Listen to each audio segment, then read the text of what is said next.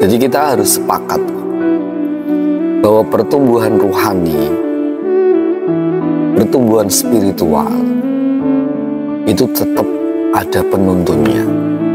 Karena spiritual ibarat medan atau jalan itu terjal. Maka banyak ulama itu menggambarkan seorang yang menempuh jalan spiritual itu seperti halnya seseorang yang sedang mau memetik bunga mawar di tebing dan bawahnya itu jurang. Di sisi lain dia mencari sebuah titik yang dimaksud dengan hakikat, tapi dia harus berhati-hati karena jalannya terjal. Kalau dia salah jalan ataupun salah di dalam mengelola rohaninya, dia akan tersungkur atau bahkan akan terjerumus pada kesesatan. Kemudian salah satu hal yang diperlukan untuk seseorang itu bisa jalan dengan sebagaimana mestinya, kita kiblatnya begini ya. Kita lihat Sayyidina Muhammad SAW. Itu kan Allah sengaja men-setting Rasulullah itu disertai oleh seseorang. Nanti kita bisa menyebut itu gurunya, itu kawannya, bahkan itu juga bawahannya, itu Sayyidina Jibril alaihissalam. Kita sepakat bahwa Allah itu di dalam Al-Quran kan qalu subhanaka la ilma lana illa ma 'allamtana innaka antal alimul hakim. Allah itu menanam sendiri sebetulnya pengetahuan itu. Sebagaimana Allah menanam tanpa perantara, menanam pengetahuan kepada Nabi Adam alaihissalam. Tapi pada Rasulullah SAW, Allah men-setting ada penyertaan, ada keberadaan Jibril alaihissalam. Datang menyampaikan wahyu, menuntun ini, menuntun itu. Bahkan dalam keterangan para mufassir Quran itu mengisahkan bahwa satu-satunya nabi yang paling banyak dijumpai oleh Jibril itu Rasulullah. Wakil itu ada 24.000 kali menjumpai Rasulullah Jibril. Nah, ini penggambaran bahwa orang tidak bisa mencapai pada titik spiritual yang dimaksud. Kalau apa titik spiritual yang dimaksud itu? Yang dimaksud itu kan kemapanan rohani. Kemapanan rohani itu apa? Dia mampu hidup dengan mengelola hawa nafsu yang tidak akan pernah padam. Nafsu kan nggak pernah padam. Dia berganti-ganti, bermetamorfosa, berganti bentuk, berganti cara. Karena terhentinya nafsu itu bersama dengan berhentinya nafas. Ada kesamaan lafaz ya, nafsu dengan nafas. Berarti nafsu itu jidaknya atau nafsu itu lepasnya ya ketika bersama nafas itu lepas.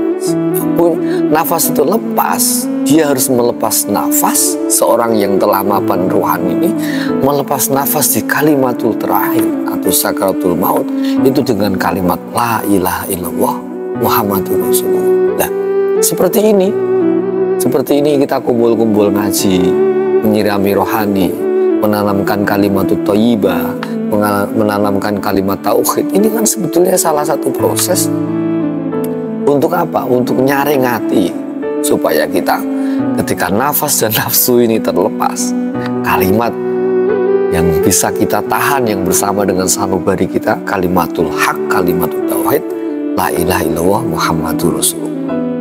Jadi kita sepakat ya, seorang pendaki spiritual, penata rohani, dia tidak akan mampu ketemu sebuah kemapanan rohani kecuali ada penuntun. Nah, penuntun ini kita kaum santri menyebutnya beda-beda. Ada yang disebut dengan ustadz lah, ada yang disebut dengan syekh, ada yang disebut dengan mursyid, ada yang disebut dengan murabi. Silahkan untuk penyebutan, walaupun nanti secara ta'rif pengertian memang beda-beda. Maka di dalam satu keterangan, saya simpulkan keterangan itu ya, guru itu nanti dibagi menjadi 3, dibagi menjadi 4. Yang pertama itu adalah suyukhul ilmi, seorang guru yang menuntun tentang ilmu, bagaimana perkara yang membatalkan sholat, caranya wudhu, caranya puasa, caranya zakat, caranya haji, itu namanya suyuhul ilmi, bahkan di wilayah qiraatul Quran. Yang kedua, suyuhul zikri, orang yang mengajarkan zikir. Zikir ini bisa kalimat thayyibah, kalimat tasbih, kalimat hauqol atau la haula wala quwata illa billah, atau kalimat apapun yang masuk kategori zikir. Yang ketiga, suyuhu khirqah, seseorang guru yang mengasih sesuatu yang didoani lah. Mungkin kalau di kita ya seperti sorban, seperti tasbih, seperti sajadah, namanya khirqah. Yang terakhir namanya suyuhul isbah. Nah, suyuhul isbah ini pengertiannya adalah guru yang menuntun, ya, ngidul apa ngalor, ngetan apa ngulon, sebagaimana Sunan Kalijaga dituntun oleh suyuhul isbahnya, yaitu adalah Kanjeng Sunan Bonang. Berarti kesimpulan besar, kita harus mempunyai guru untuk menuntun spiritual kita. Nah, seseorang kalau sudah menemukan guru di sini, ya, menemukan guru, ini akan diikat oleh banyak tata krama. Tata krama sebagaimana orang-orang terdahulu itu menertibkan dirinya kepada para gurunya. Nah, salah satu tata krama yang nyun sewu, yang sekarang agak berat ditahan atau diterapkan itu apa? Husnudzon. Oke, memang di lagu-lagu sekarang kan sifate murid engkang bagus iku limo diamal terus, kang dihin iku husnudzone marang guru tingkah lakune. Kalau di syair, di lagu itu mudah husnudzon kepada guru, tapi penerapannya tidak mudah. Tapi kalau mampu menerapkan husnudzon kepada seseorang guru yang menuntun rohani kita, jos. Kata sekalipun guru itu misal salah di dalam menuntun, misal, naudzubillah min dzaliknya.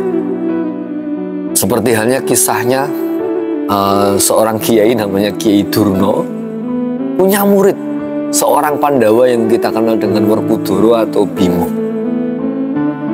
Satu ketika Bimo atau Werkudara ini kan diminta oleh Kiai Durna ini untuk apa? Untuk mencari susuhgung, susui angin, gale kangkung dan seterusnya, kan menyelam tenggini tengah samudra atau naik kemudian yo laut lah. Ibunya namanya Ibu Kunti ini wah nangis, karena itu ilustrasi nyata ya.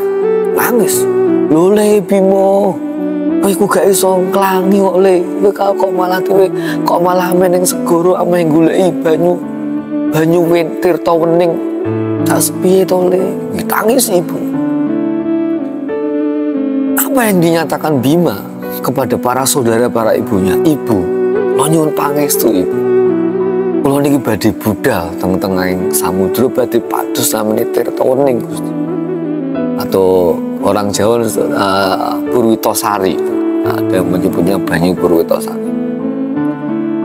Memang sebenarnya Durna itu dalam rangka kejahatan karena mau membela para Kurawa. Salah satu supaya tidak terjadi perang Baratayuda, supaya tidak terjadi perebutan ya, Ngastina dari tangan para Kurawa, kan Bima harus mati. Bima harus mati, dan salah satu cara untuk membunuh Bima, Kiai Durna memerintahkan Bima untuk terjun ke samudra mencari Tirta Wening atau Tirta Purwitosari. Apa yang terjadi? Bima berangkat, padahal itu jelas itu mau menyesatkan, mau membunuh, berangkat. Apa yang dirasakan oleh Bima pada waktu itu? Dorongan husnudzon. Enggak, Kiai Durna ini guru saya. Dia yang mengajarkan panah kepada saya, dia yang mengajarkan dharma kepada saya. Berangkat dengan penuh husnudzon. Akhirnya apa yang terjadi? Akhirnya Bima nyelam di dasar samudra. Akhirnya Allah, dalam bahasa kita, Allah itu malah apa ya, memberikan wahyu kepada Bima, memberikan satu pengetahuan yang dahsyat yang disebut dengan pengetahuan kita sebut dengan poncomoyo kalau dalam bahasa Sunan Kalijaga. Pengetahuan yang suci, ponco-ponco itu 5 moyo itu pengetahuan. Oke. Terus akhirnya Bimo ini menjadi dewa katakanlah, bergelar dengan namanya Dewa Ruci, ketemu seseorang yang dari dirinya sendiri namanya Dewa Ruci. Artinya apa? Sesuatu pengetahuan puncak didapatkan oleh Bima itu karena dorongan husnudzon kepada gurunya. Padahal salah loh guru nih sembrono. Salah, itu memang dalam rangka kejahatan kok. Tapi dorongan husnudzon lah berarti bisa terjadi ke kita kan? Bisa jadi ke kita. Tiba-tiba guru memerintahkan, pokoknya jam ini kudu tekan gini. Waca ayat iki sampai 1000 kali. Kowe riyadho iki, kowe zaroh ning gone Sunan Kalijaga sampai 41 kali. Nyun sewu, salah satu murid Thariqah Qadiriyah Jailania kan. Tak perintahkan untuk ziarah di Sunan Kalijaga setiap malam Jumat selama 41 kali. Lah perintah-perintah ini kan, perintah-perintah ini sekalipun itu salah misalnya, naudzubillah min dzalik, jika seorang murid itu mampu husnudzon, membangun suasana hatinya, akan kadang jadi solusi. Gitu. Itu poinnya. Bahkan nyun sewu ya, di kisah wayang itu ada seorang pemanah ulung. Pemanah itu kan di dalam kisah wayang yang saya pahami itu kan ada 3 yang paling ahli. Satu yang namanya Arjuna. Ngerti Arjuna tuh? Satrio sing ganteng nek nyuwun sewu, sapa saya kesesem karo Arjuna, bahkan ono lagu nih Akulah Arjuna. Ono sing nyebut Janaka, ono sing nyebut Permadi. Yang kedua Karno juga ahli di dalam menang. Yang ketiga, nah ini mungkin tidak populer di kalangan kita karena memang tidak masuk di dalam, tidak mengikuti perang Bharatayuda. Namanya Ekoloyo. Ekoloyo nanti kita kenal dengan Palguno. Nah, Ekoloyo ini sebetulnya kisah yang dramatis. Seseorang yang pengen menimba ilmu sama seorang guru yaitu Durna ya. Tapi kan punya apa ya, Ekoloyo itu sudah punya, kalau kita menceritakan sudah bakat, sudah punya bakat, panahannya sudah bagus. Aslinya sowan ke Kiai Durna, Mbah Yai apa li pada sepindah silaturahmi Yai nomor kali pun kalau badhe nyuwun izin pangestu. Anu Yai, kula badhe merguru kalih Yai. Singkat cerita, semua orang para murid-murid Kiai Durna, nanti murid Kiai Durna itu kan sebetulnya 2 kelompok. Kelompoknya Pandawa, ya kelompoknya Kurawa. 5 Pandawa ini sebetulnya muridnya Durna semua di dalam bidang panah. Nah, para murid-murid Durna udah tahu ini akan ada santri baru yang punya bakat, yang punya potensi memanah. Nah, salah satu yang tidak suka kehadiran Ekalaya, nyun sewu nggih, yang tidak suka kehadiran Ekalaya itu siapa? Janaka.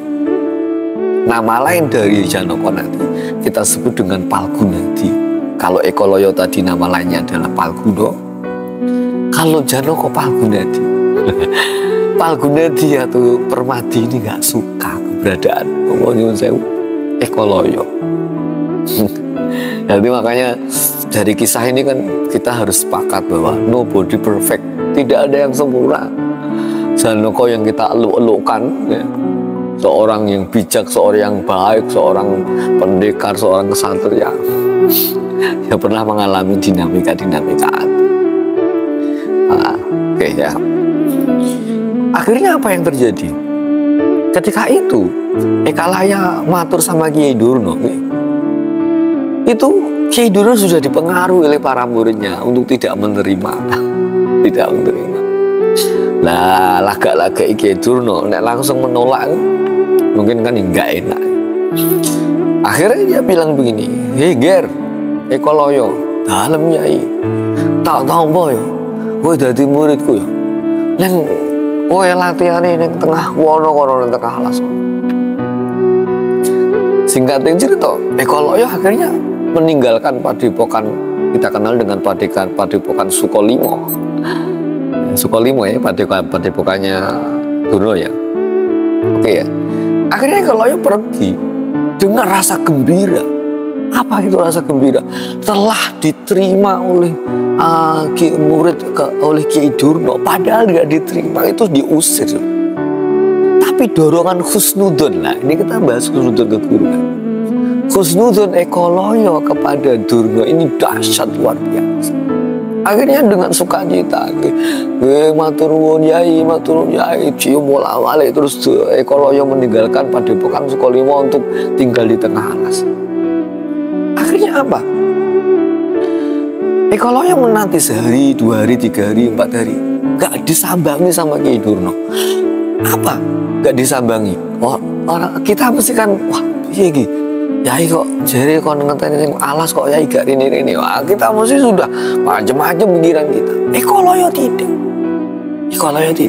Berpikiran biasa. Mungkin prasangkanya yang buruk itu sudah sudah dibakar atau sudah ditumpang atau sudah dikalahkan oleh husnudon yang kuat kepada Kiai Durno. Akhirnya Eko Loyo ini tinggallah di alas. Namanya murid sing wis kadung bronto sama guru, rindu lah sama Kiai Durno. Ini sudah berbulan-bulan kok Yai kangen. Jadi malah narasinya malah tidak nyalake, narasi hatinya loh, tidak nyalake kenapa Kiai Durno tidak datang, tidak hadir, tidak rawuh, bukan. Narasinya itu rindu. Akhirnya apa yang terjadi? Eko Loyo membuat patung, ya. Dibuat dipahat sendiri, dibuat dari batu dipahat mirip dengan Kiai Durno. Lalu setiap pagi dia berduduk bersila dan saat bahasa kita menyembah Yai, aturaken sungkem kula Yai, bekti takdim kula dateng Yai jenengan tampi Yai. Padahal patung dibuat sendiri. Akhirnya setelah sungkem itu Eko Loyo melatih dirinya sendiri. Seakan-akan diawasi lah ini.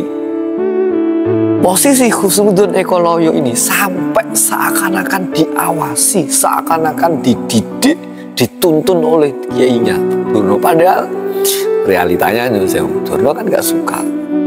Realitanya tidak. Tapi perasaan Eko Loyo dibangun seperti itu. Apa yang terjadi? Setelah itu Eko Loyo latihan sendiri memanah, seakan-akan diawasi. Tiba-tiba seakan-akan dapat bisikan, le manahmu mbok cekeli nggo nganu le, rodok kenceng ndokmu narik. Terus mbok angkat nafasmu, tahan le. Setelah tahan lepaskan dengan sekedip mata le. Seakan-akan dituntun. Nanti jenengan ibaratnya tidak berjumpa dengan guru, ya. Tapi seakan-akan dituntun. Hal itu terjadi loh ya. Sekurang-kurangnya pada kisah ini, pada kisah Eko Loyo terjadi. Maka kadang saya termasuk seseorang yang setuju berguru kepada seorang guru isbah atau guru mursyid ini tidak melulu harus berjumpa, itu saya termasuk setuju. Karena saya sama guru isbah saya pun saya jarang berjumpa. Cuman kok berjumpa, jarang dituturi. Tapi mangko ya dinamikati. Lalu saya lagi kangen, lagi banyak masalah, saya sowan cuma menatap wajah Yai. Tiba-tiba setelah menatap itu, semua problem yang menumpuk dalam dada saya itu hilang. Mohon balik lagi. Akhirnya apa yang terjadi? Eko Loyo ini akhirnya mampu menguasai panah, mengalahkan panahnya Karno dan panahnya Janoko Palgunadi. Janoko itu memang panahannya lambat, itis. Sepanjang yang saya tahu ya, kelebihan-kelebihannya. Kalau Karno itu cepat, tapi ada melesetnya. Kalau Palgunadi atau Janoko ini lambat tapi titis. Lah, Eko Loyo atau Palguno ini mampu keduanya, cepat dan titis. So, akhirnya apa? Itu berkah latihan yang merasa dituntun gurunya, padahal gak pernah husnudon. Akhirnya apa yang terjadi? Terdengarlah di murid-murid Kiai Durno, Eko Loyo terdengar telah panahannya telah berhasil mengalahkan Karno dan mengalahkan Janoko atau Palgunadi mengalahkan dari para murid Durna yang lain. Akhirnya Kiai Durna ini dipengaruhi. Salah tadi ya mempengaruhi ya. Janoko itu, Palgunadi itu dipengaruhi untuk melacak apa kekuatan atau jimat dari Eko Loyo. Dilacak, minta kepada Kiai Durna. Akhirnya apa? Eko Loyo dipanggil oleh Kiai Durna. Ayo, serah pernah diulang apa-apa, kan? Tiba-tiba dipanggil. Akhirnya dipanggil, Eko Loyo menghadap. Dalem matur Yai, kula sowan wonten dawuh Yai. Eko Loyo, iki ilustrasi iki. Kowe muridku tenan apa ora? Muridku tenan apa ora Eko Loyo? Nggih Yai, kula nderek estu kali jenengan Yai, wis nyadong berkah Yai sak panunggalane. Aku gurumu tenan ra Eko Loyo. Nggih Yai wis. Ngene. Kok nggone jarimu ana cincin apik iki? Nggih Yai. Nek kene aku piye? Pripun Yai ngersakaken cincin kula? Nggih Yai, kula paringaken. Padahal cincin itu diberikan oleh, dalam riwayat anggap aja dewa. Nah ternyata rumus Eko Loyo bisa panah itu kan punya ajian atau jimat yang di dalam jempolnya, cincin. Nah kalau cincin ini diminta oleh Durna, sama halnya memotong jarinya, karena cincin itu menyatu dengan jarinya. Tapi apa yang dikatakan oleh Eko Loyo? Derek dawuh Yai, ojo menekok cincin. Bahasa bena, ojo menekok jari jempol kula. Nyawa kula jangan suwun kula paringaken. Nggak santri saya ini. Napa melih kok? Wanu Yai, wedal kula nggih. Harta benda kula lak paringaken. Beliau kan ada kisahnya.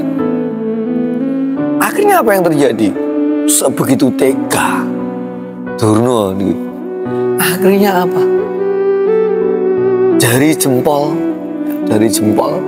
itu dipotong oleh Eko Loyo, diberikan ke Kiai Durna sebagai cincin, wujud cincin itu. Dan apa yang terjadi?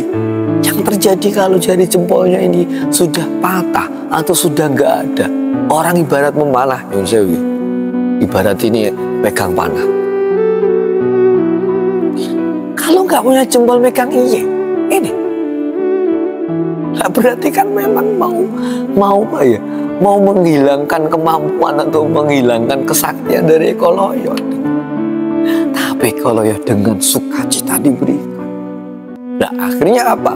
Ketika cincin itu sudah diberikan, tangan sudah dipotong, diwoi, ya, berarti mungkin bahasa kita sing gawe urip. Akhirnya sengaja mencabut nyawa dari Eko Loyo. Lalu Eko Loyo ini nyuwun sewu, setelah tangannya dipotong itu meninggal, dan dalam bahasa santri meninggalnya husnul khotimah, dan itu masuk surga tanpa hisab. Hadiah kebaktiannya kepada gurunya yang notabene gurunya itu sebelumnya sedang bersikap jahat dolim padanya. Nah, kesimpulan besarnya, ayo rohani kita harus tetap berkembang, spiritual kita harus tetap berkembang. Siapapun yang mengawal rohani kita, atau guru isbah atau guru penuntun kita, semoga itulah yang terbaik. Semisal gak terbaik pun sing nuntun nyun sewu. Kalau jenengan berhasil mengelola hati sebagaimana Bima atau Werkudara dan Eko Loyo, pasti jenengan akan mendapatkan rahmat dan hasil maksud yang dituju. Karena Allah niku selalu melihat perjalanan spiritual kita. Oke, intinya ngoten nggih. Itu yang bisa saya sampaikan. Sepokoknya noto hatiku gak segampang noto rai. Sing istiqomah. Nafsu itu dia susah ditebak. Dia loncat-loncat, dia berubah-ubah, bermetamorfosa dan seterusnya. Tapi insya Allah kiambak yang akan menjadi petunjuk melalui para guru-guru. Karena di dalam Quran, inna huda. Mugi-mugi Allah ridho, Mugi-mugi kita dipun tuntun Allah wonten mergi ingkang dipun ridhani Allah. Ihdinas siratal mustaqim. Ihdinas siratal mustaqim. Cukup. Naktabi hadza.